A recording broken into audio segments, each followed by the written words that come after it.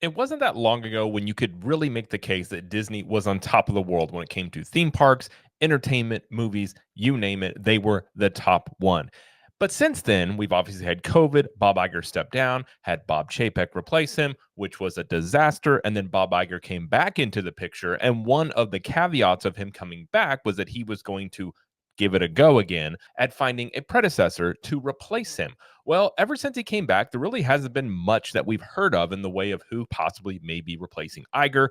We know that it's been some internal candidates that they've talked about, but really no details until recently. And we've got an article here from Deadline that goes over this and how the CEO successor plan for Disney is ramping up into high gear. So we're going to read this, talk about it, and give some thoughts. So hi, I'm Jared with Capture the Magic, and the article here from Deadline says Disney board member James Gorman to chair succession planning committee as search to replace Bob Iger heats up. It says, as expected, Disney's board has named director James P. Gorman to chair its succession planning committee as the search for an executive to follow Bob Iger as CEO starts to heat up.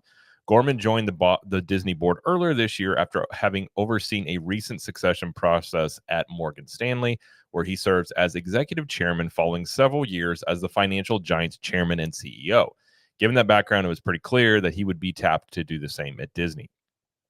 It says, quote, James is a highly respected leader, and we've asked him to serve as the new chair of the succession planning committee, given his deep succession planning experience and long-term strategic mentality, said Mark Parker, chairman of the Disney board, who was previously head of the succession committee. They've had a little revolving door here on this succession committee. Secession. How many times can I say secession? Man, that's a weird word to say. Says Disney offered a bit of background on secession, which is always a hot button issue at any company, but especially so here after Iger and the board were unsuccessful in their choice the last time around. That resulted in the former CEO rather speedily returning to the helm and offered a major bludgeon for an activist investor to hit the company with.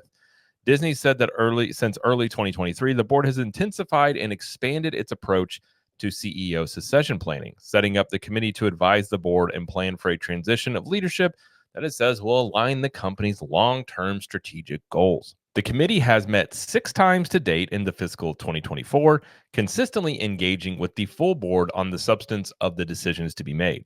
The board has discussed succession planning at each of its regularly rescheduled meetings in fiscal 2024. The committee and board are reviewing internal candidates and external candidates. As Disney had previously noted, internal candidates are going through a preparation process that includes mentorship from Disney CEO Bob Iger and external coaching and engagement with all board members. That is interesting because previously, I believe they had said that they were only looking internally. So now the fact that they say internal and external is very interesting. And then there's another article with Deadline where they talk about how Iger has said he is obsessed with nailing the succession process. And we're not going to read this whole thing here, but later on in the article, they say here, Iger said he is, quote, obsessively very focused on secession. To say I am obsessed with it would probably be an understatement. The exec famously changed his mind multiple times about passing the baton before anointing Bob Chapek in in February 2020. Although Chapek had spent more than 2 decades at the company, it became clear fairly soon that his tenure at the top was troubled, and he was ousted by the board of directors in November of 2022. A focus on the succession process is, quote, not just because of the past, but because I'd like to retire again, and I'd like to leave the company in great hands, Iger said. Ripa asked Iger if he grew restless in 2020 and 2021 after leaving his CEO post, though his official ties to the company did not lapse until the end of 21, and he was back in the corner office by November of the following year. I mean, that is also the thing, too. When Iger left, he really didn't leave. He was still the head of the board. Like, he wasn't gone. He was still influencing decisions. There were reports that Iger never gave up his office. He was still using the main office, and Chapek felt like he was undermining him. Like, it's been a mess even when Iger, quote, was not in charge. Iger's contract runs through the end of 2026. The succession committee of Disney's board is considering candidates, including internal execs Jimmy Pitaro, who heads ESPN, Josh D'Amaro, who oversees theme parks, and Dana Walden and Alan Bergman, co-chairman of Disney Entertainment. I've been saying for a while, I think they need to go outside the company. I think internally, there's nobody that, I mean, I don't think many people that follow the park stuff would argue that Josh D'Amaro has done a great job with the parks. And, any of the people internally They may know something about, like, say, the parks division, but let's say the people that are involved with ESPN or the entertainment side, they don't know anything about the other aspects of the company because Disney is it's a unique company in that they're at this point in their tenure, they're basically a theme park company. I mean, 70% of the revenue comes in through the theme parks, what they would call the experiences division of the company. But movies and shows are a lesser extent of what they do now. So it almost would make the most sense in the world internally that they would look at Josh Diamaro because they are mostly a theme park company. But who knows what Josh Diamaro knows about anything of the other, parts of the business. And I've been saying for a while, if you look like Michael Eisner, who I think outside of Walt Disney has been the best CEO that Disney has ever had, but it was him coupled with Frank Wells that I think was a really good combination.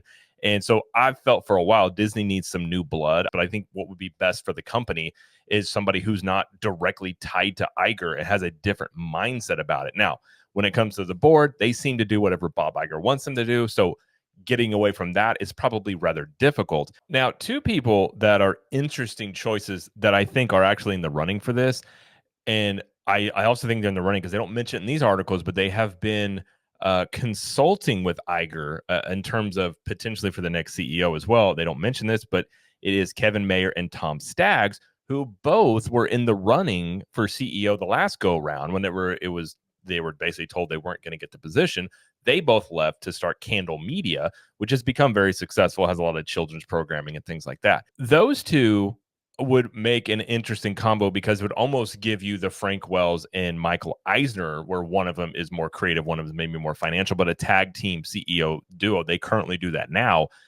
I've kind of felt that's the dark horse in terms of like maybe those two are the ones they're kind of looking at. In terms of who the successor could be, there really hasn't been anything out here except for there's this post on Twitter X by Boardwalk Times. It says a Disney veteran told Puck News, many see Bob Iger falling for Dana the way that he fell for Chapek, seeing what he wants to see, not tolerating dissent or criticism, and not actively looking for feedback. And then, who knows? I couldn't tell you anything about any of these people, but Joshua Harris here on Twitter X says, I know people who work directly underneath Dana Waldron, and she is as evil as she is beautiful. If she becomes CEO, it will be as if Galadriel took the ring. And then again, if you look at, Instagram followers, obviously Josh Diamaro, I think he is the most like, I guess you could just say it like social media friendly, like people pleasing type of figure in terms of like he's popular in the parks for, I don't think he's done a great job in the parks, but he is popular amongst a lot of people. He mingles with people a lot. So it's interesting when it comes to who could be the next CEO. It's almost as if there is it could be a popularity contest. If that's the case, I almost think it's Diamaro that would get it. Obviously, I think Disney would love to have a woman become the CEO because it would be the first time in the company's history that they've done that. And that's very much fitting for how, Disney tends to look at things. Because again, internally speaking, obviously I don't know the ins and outs, all this stuff like that, but I just feel like nobody internally within the company is really ready to be a CEO of Disney. And I think the thing that probably comes down to it is there any major CEOs that want to be the CEO of Disney? Because you can make a pretty good argument as well. It's not the best position to be in right now. Whoever they choose, they're going to have to deal with. I think Disney has done some brand damage in terms of like what they used to be and what they are now. I think that the next CEO is going to have to deal with that on some level. I think again, linear TV with ABC, that's a depreciating asset. It's not going to get more valuable as time goes on. Disney Plus is still a bit of a mess. It's still not making money, and I know it was quote profitable one quarter, but it still is not profitable in terms of the ROI on it overall.